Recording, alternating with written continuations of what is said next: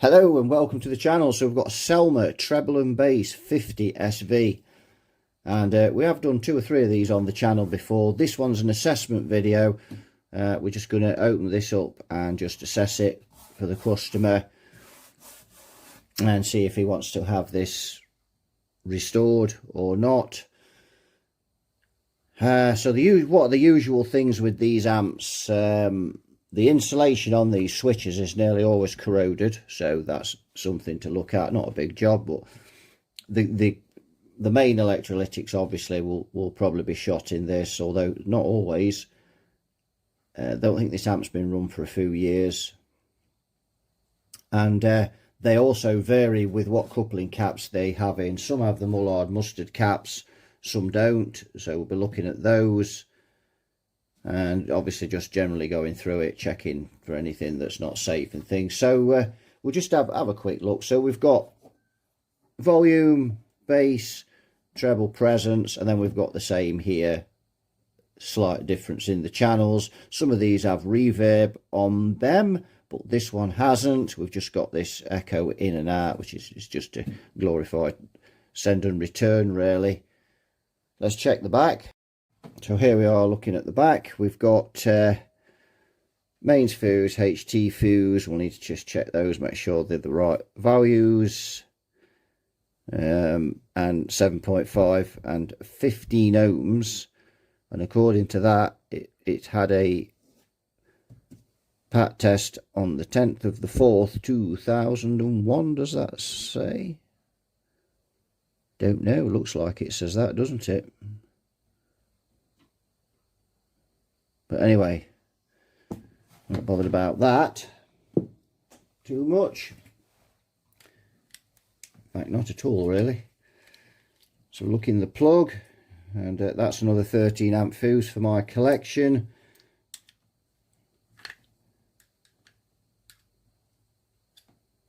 Let's check those. I need tightening up, they usually do.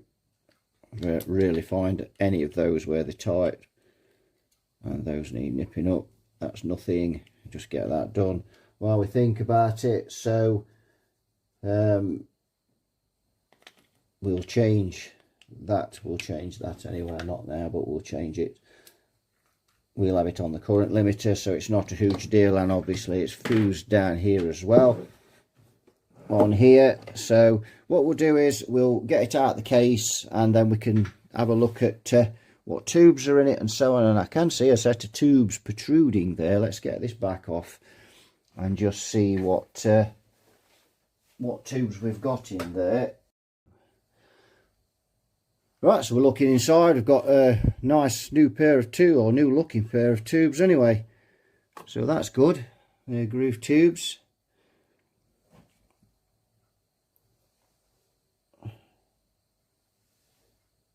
Yep. Got the original electrolytics in it all round, so doesn't look, there's a few cobwebs but nothing. All the transformers are original, chokes original. Right, let's get it out its case. Looking there, got a fixing bolt missing, but the other 3 are there. I also noticed we've got some damage on the cabinet here. Looks like that was done some years ago, mind you, but yeah, they are chipboard, these cabinets. So, but yeah, it's still solid enough. It's just cracked, but yeah. Right, just looking over the top inside, you see we've got four tubes there, and we've got the usual preamp tube down there that's in solitary confinement. That's loose as always. I think those are riveted on, if I remember. So again, I think I usually drill the rivets and put a couple of bolts in there. Stops that rattling away. Insulation on there. Actually, that it is going. Yeah, they always corrode, but it's no big deal to swap those. Just swap those as a matter of course.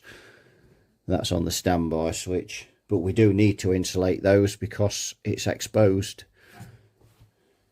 Let's have a look at some preamp tubes, shall we? Let's have a look what we've got. Well, that's nondescript. Oh no, hang on, no, that's a soft tech in there. a bit awkward to get these in and out. And that is, well, that's pretty nondescript. I'll just put manual focus on. Yep, not sure what that is. No, nothing on it.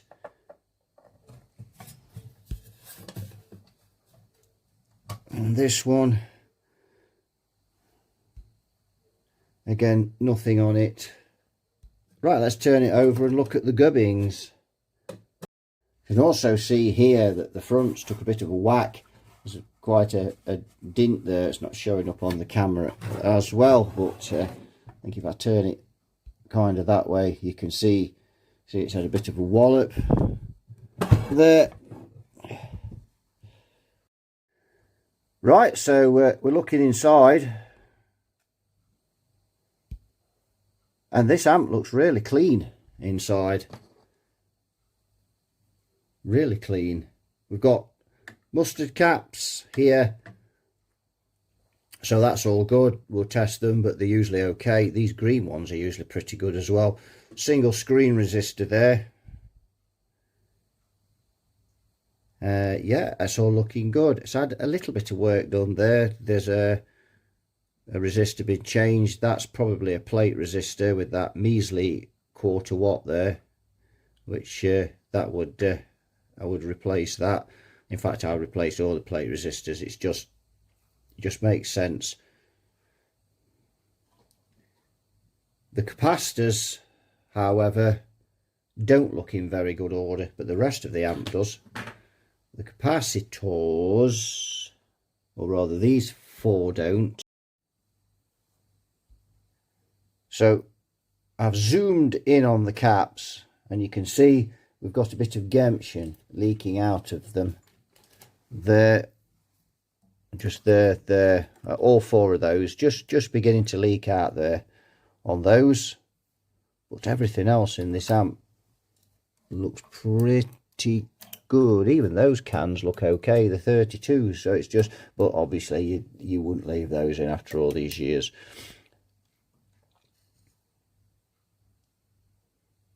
So yeah, we just go down and you can see the others as well, all the same there. So they would need sorting out as well. So yes, that doesn't look too bad at all, considering its age.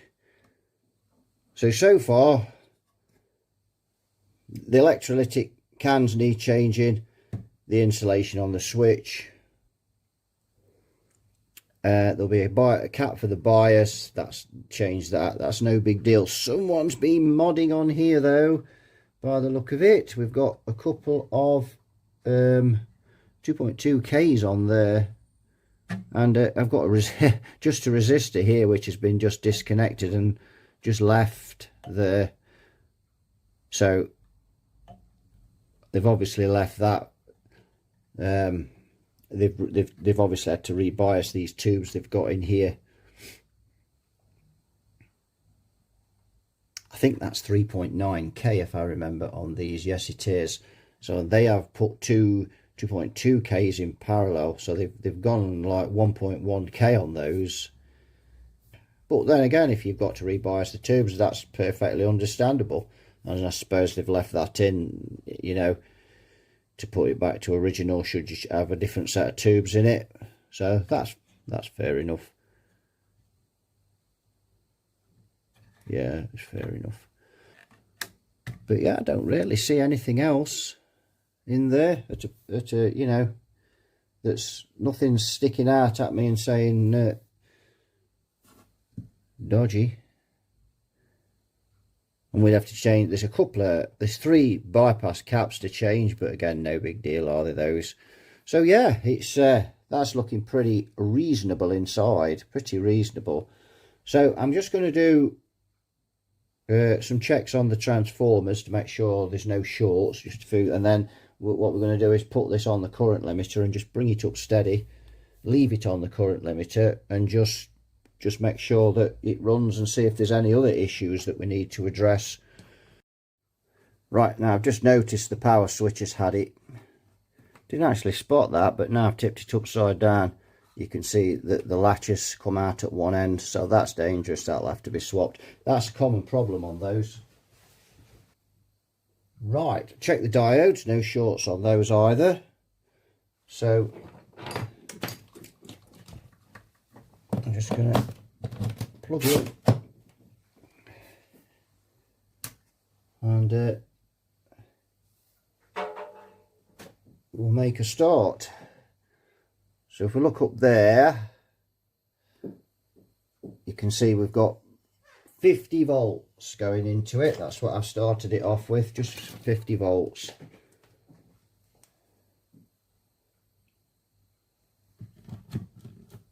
I'm just going to check for bias. No pink. No, we've got the amp turned on, sweetheart. Just going to check that we've got bias voltage on the tubes, and I believe it'll be that one. And it is -5, yep, so we've got bias, so that's good. All good. You see that voltage is increasing a little bit.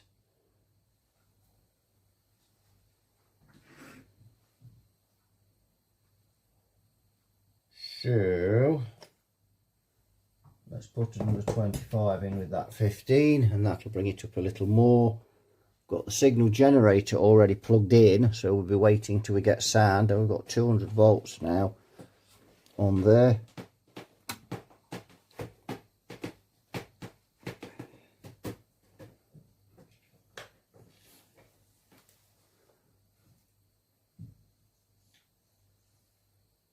Get down. Get down. And already we can hear something. So yes, she runs. Drawing 90 milliamps, as you can see. We've got 126 volts going into it.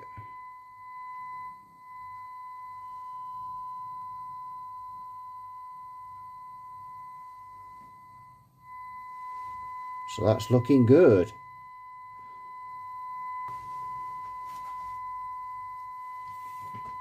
I'll remove the 16 and we'll pop in a 40. So I've got 65 watts of current limiting now. Bulbs are getting dim. It's looking good. Let's just change this. Let's see if the bass works. Yep, not sure about that bass control on there. Let's just come down so you can see what I'm doing. So just checking the bass control. It's working. It just wants cleaning. Oh, that's the presence. Oh dear. That's it's got a built-in machine gun, but it's firing blanks.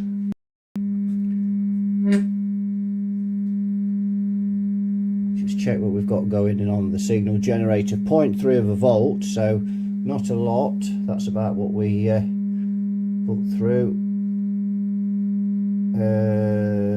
Let's see. Let's go up a bit.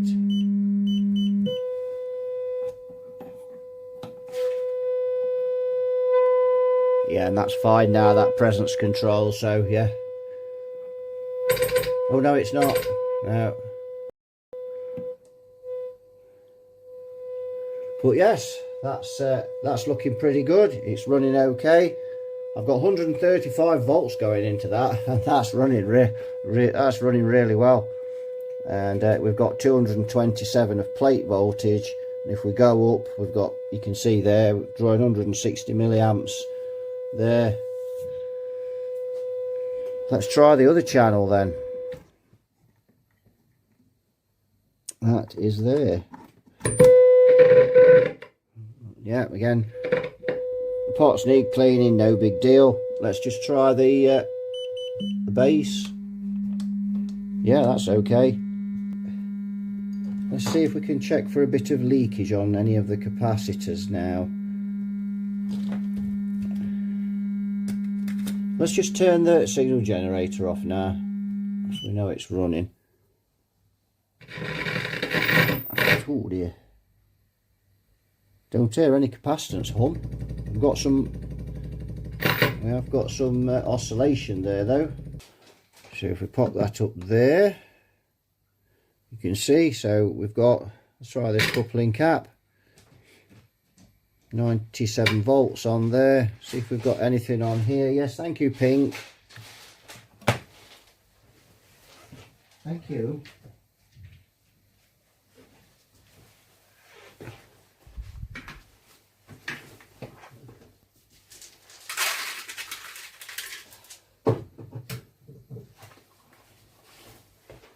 So Pink's in a bit of a mood this morning. If you've watched the Sound City video, that was I did that a couple of hours ago, and you could see her in that video. She was in one of the moods, and she's still in one of the moods, and she's doing everything she can to disrupt me,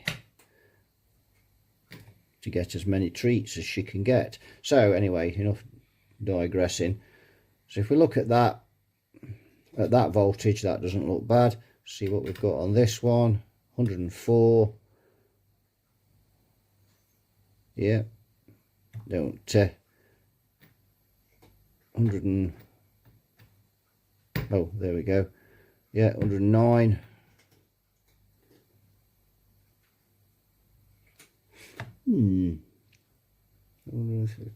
That one might be a bit leaky, I don't know.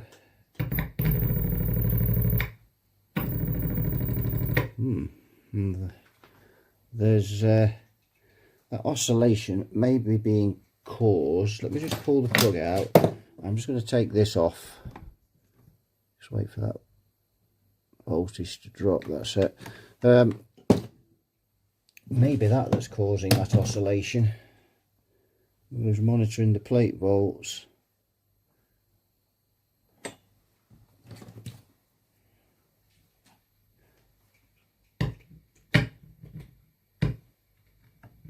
Yes, that stopped it. Or has it? Is it that one? Yeah, yeah. So it's just that on there. Just the meter on the plate on pin 3 of that tube. Just monitoring the plate voltage. 115.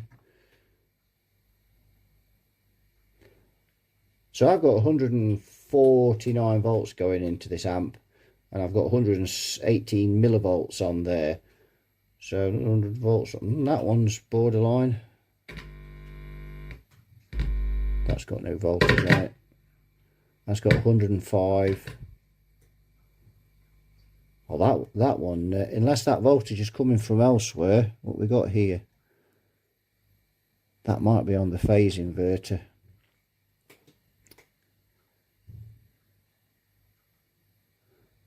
I think it is. Yeah, that's on the phase inverter.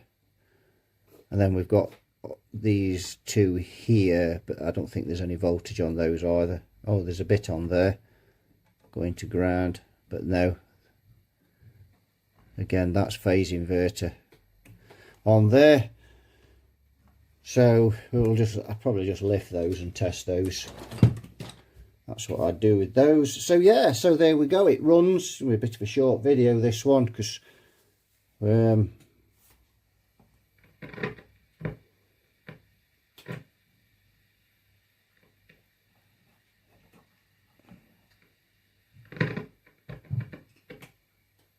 yes, let's get the guitar through it. Right, we've got the guitar through it. And that sounds really tasty. This amp sounds great. And that's before we've done anything to it. And I've only got 147 volts going into it off the wall. And I've got it pinned down with the 65 watts of current limiting, and it still sounds very tasty. And it's only on a cheap speaker as well.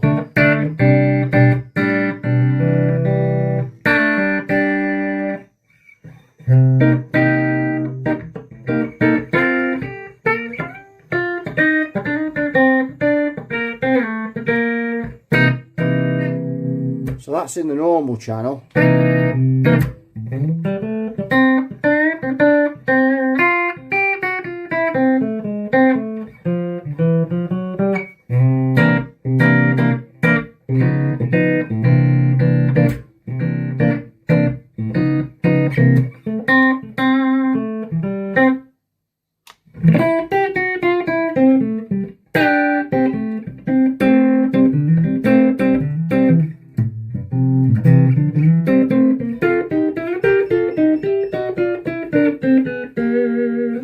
Yeah, let's try the other channel, the bass channel.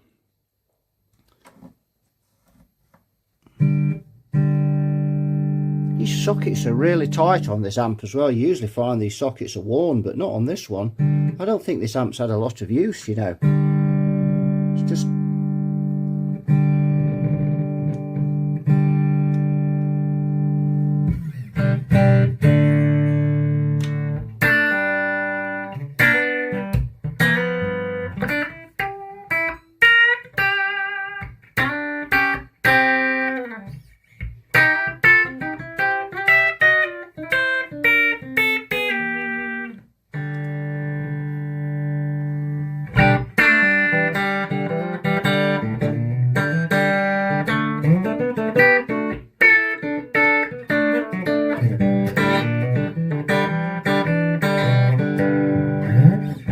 So you can hear the bass cutting it out on that channel because the pot's really dirty. It's a real shame with these amps, you know, because in the 60s they had a really classy looking design on these, and then this metal aluminium fronted rubbish came in, and a lot of the amp manufacturers jumped on the bandwagon with this. And we'll have to have a look at a few other amps with this aluminium front scene that was going on. But yeah, Selmer jumped on that bandwagon, and I think personally that was a disaster for them, because these amps are basically the same circuit as the earlier ones, and they're quite sought after. These ones reasonably sought after, but it's the look of these that, you know, puts a lot of people off. You know, you can see inside this amp, it's tasty. We've got the mustard caps. The workmanship's very good on it as well. And then you look at the front of it, and you've got a couple of these cheapy plastic switches and this aluminium, you know, layout. And I think really that's what did for Selmer. It's a shame, but they are fantastic amps.